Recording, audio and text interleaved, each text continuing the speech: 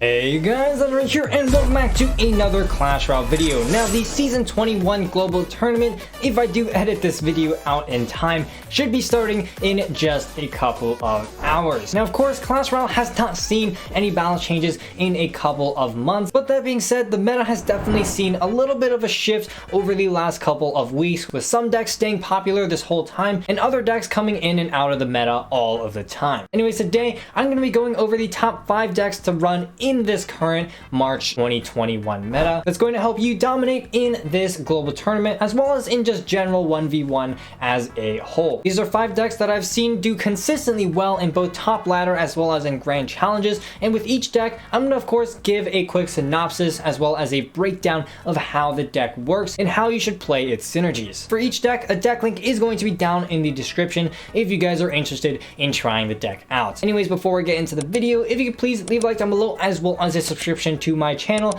that would be greatly appreciated. Also, if you'd like to support me, feel free to use code RAY in the Clash Royale shop. And with all that out of the way, let's get right into the decks. Number 1, Royal Hogs Fireball Bait. Now this is a deck that has fallen in and out of the meta over the past couple of weeks, but this month it is definitely one of the top decks that you can play. The sheer number of units that you can build up with this deck when you play it properly is super overwhelming and can be extremely difficult for the current meta to deal with. Now starting off with this deck, you're going to be a little bit more passive. I'm always going to start off with a Goblin Cage or cycle my East Spirit or my Bar Barrel at the beginning.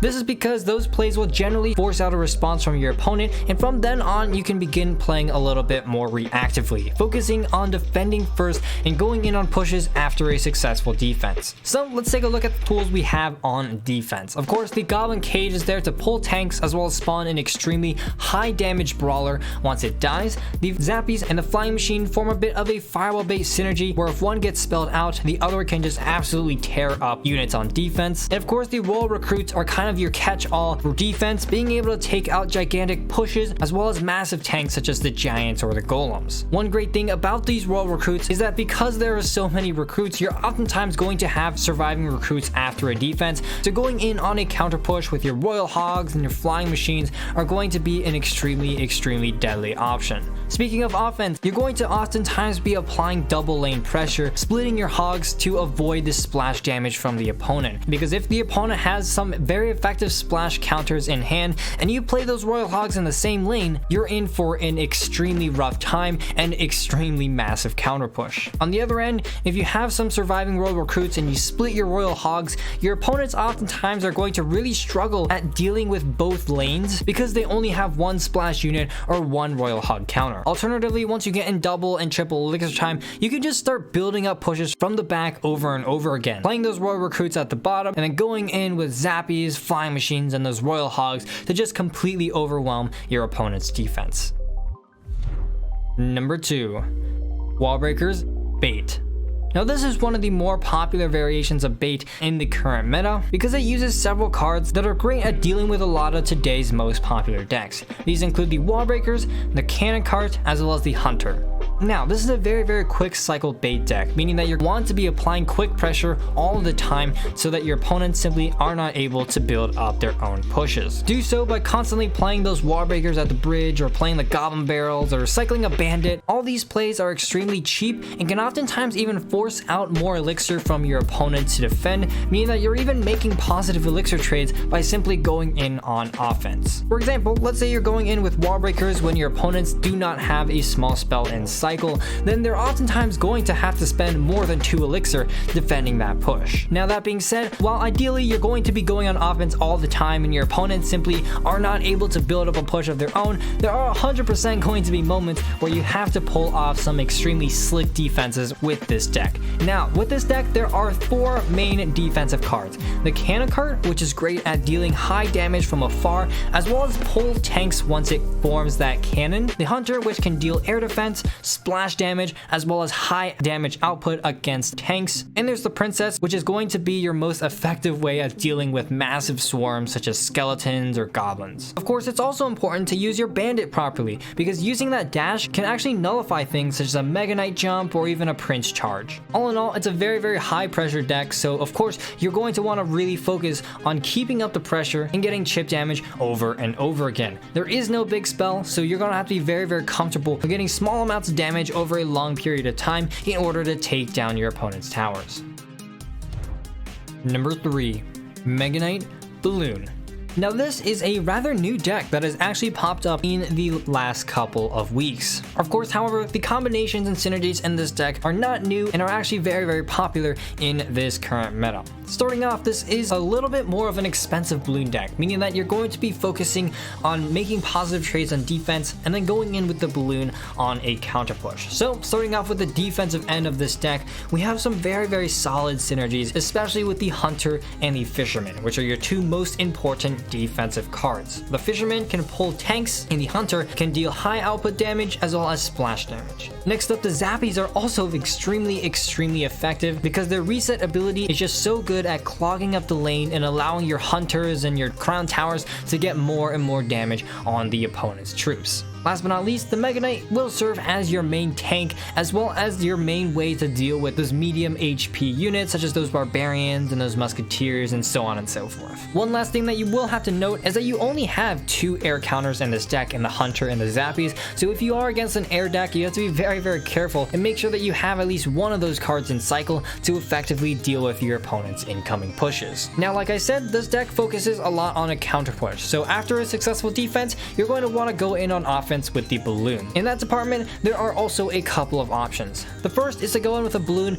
along with all of your surviving units. Often you'll have like a surviving Mega Knight or a surviving Hunter, and going in with a balloon can be extremely overwhelming and allow that balloon to just sneakily get a hit or two on the opponent's tower. Alternatively, if your opponents have a ton of counters to the balloon, such as a Tesla or a Tornado, you're going to want to be a little bit more creative when building up your pushes. The first option is to play this deck kind of like a beatdown deck and go in with the Mega Knight in the back, supported with a Fisherman and a balloon, as well as a Miner in order to break through your opponent's towers. Another option is the split lane push, with a Mega Knight in one lane and a balloon in the other to really spread your opponent's defense very thin. Last but not least, the Miner is also there to not only tank for the balloon, but also to get chip damage on the opponent's tower over and over again. Note that there is no big spell in this deck, so oftentimes if your opponents can defend those pushes perfectly, you're going to have to rely on Miner chip damage as well as balloon death damage to get the majority of damage onto the tower. Number 4, Miner Wall Breakers. Now, Miner Wall Breakers is a deck that has been popular for the longest time, and even in this current meta, it is still one of the most effective decks that you can run when learned properly. Now, just like the bait deck I shared earlier, it's an extremely cheap deck, so you're going to be very aggressive and apply some quick pressure throughout the entire match. Ideally, you'll be applying so much pressure that your opponents simply will not be able to build up a massive push of their own. Doing this is extremely simple because 6 of the cards in this deck are considered cycle cards. The Knight, the Spear Goblins, the Miner, the Bats, the Wall Breakers, and the Log can pretty much all be cycled in the back or at the bridge to get chip damage and force out responses from the opponent. In addition, combining some of these units into a quick push, such as a cheap Knight Bats push or a Miner Spear Goblins push, can be extremely deadly because as a whole, even though the opponents may have cheap answers for them, you can cycle these pushes so quickly and so cheaply that you're almost guaranteed to be able to outcycle any counter that your opponents have. Now, just like most cycle decks, although you're going to be playing aggressive most of the match, you're going to of course have to pull off some insane defenses with this deck as well. Now, there are 2 cards that this deck's defense relies around. The first is the Bomb Tower. The Bomb Tower is an extremely tanky building that can pull any tanks as well as deal splash damage and provide an extremely valuable death bomb that actually deals a very good amount of damage. The other card that this deck relies around is the Knight. The Knight is also extremely tanky for its cheap 3 elixir cost, it does a decent amount of damage, and it provides the tank necessary for your cheaper defensive options such as the spear goblins and the bats to get as much value as possible. Speaking of which, the spear goblins and the zap also have a bit of a zap bait synergy, because when one gets zapped out, that means the other gets to just absolutely pop off on defense. One last thing to keep in mind is that once you head towards that triple elixir mark, spell cycling is going to be an increasingly viable option to finish off matches. By cycling miners and fireballs and logs onto your tower, you can oftentimes get a ton of damage and even keep up with some of those rocket cycle or earthquake cycle decks that may be running around in this meta. Number 5. Lava Hound Balloon. Now, Lava Loon is the deck that I'll go as far as to say has pretty much made every single one of my top 5 lists, because no deck has been so effective and so easy to play at the exact same time for so long. Therefore, this is always a recommendation that I will give until they actually give the Lava Hound a slight nerf. Now, even though this deck is not the cheapest deck, you can play this as a very aggressive beatdown deck. In fact, even starting off with a Lava Hound first play isn't even the worst thing in the world, because you have some very solid defensive options that can stop almost any push, and all the while there's going to be a Lava Hound going down the opposite lane that your opponents are going to have to deal with sometime in the future. Of course, however, on the offensive, you're going to have to be a little bit careful with how you play this deck. The most important thing you're going to have to watch out for is to not give too much spell value. Oftentimes, if you're going to lose a match playing Lava Hound, it's because you gave too much spell value and your opponents just simply were able to capitalize and absolutely destroy your pushes that you clumped together very carelessly. So when you're playing this deck, you either are going to have to spread out your units properly so that spells will not be able to hit it,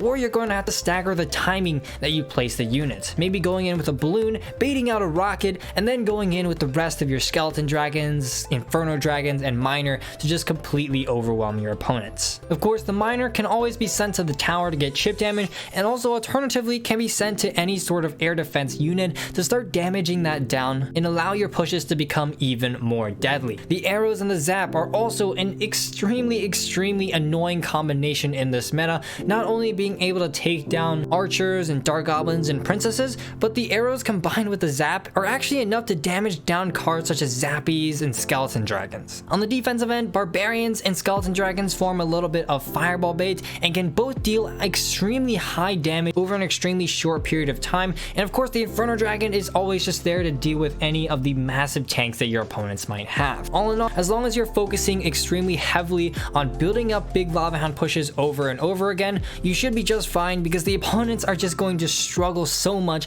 at defending these Lava Hound pushes.